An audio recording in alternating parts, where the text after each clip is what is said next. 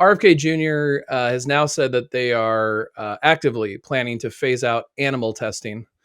Can you talk a little bit about how important animal testing is to the scientific community in 2025, and what do you anticipate are going to be kind of the outcomes of that?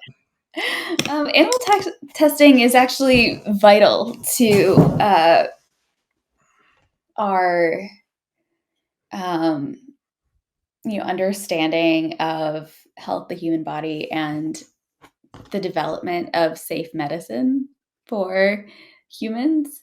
It's not done carelessly, typically. I mean, there are always fringe cases where there's abuse in the labs, but in most universities, at least, it's very, very highly regulated.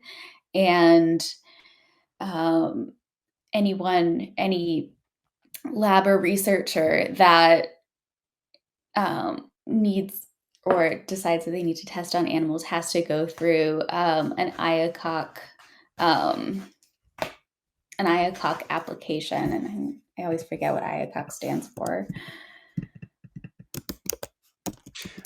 Yeah, and you're speaking to the science of it. On the politics of it, I always think everyone is intuitively tends to be, or I guess most people tend to be, against animal testing. I remember during the pandemic when the left was really defending Fauci and the right was attacking Fauci. The only time I thought Fauci was actually in polling trouble was when that report came out that he oversaw the study with the dogs, I think, where they reportedly had to cut their throats and stop barking with the sand.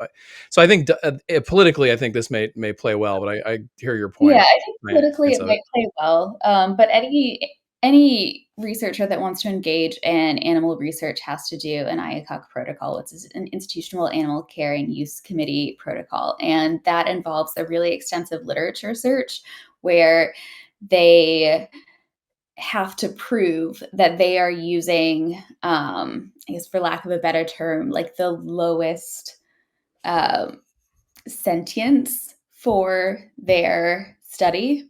So if the study is like or if the medicine is like in very early trials, early stages, they're going to be using, mice or rats. And, by the time it would get to like a chimp or a dog, that medicine has gone through rigorous testing, or it's been, argued that it wouldn't be suitable to test on a lower sentience because they wouldn't get the effects that they needed.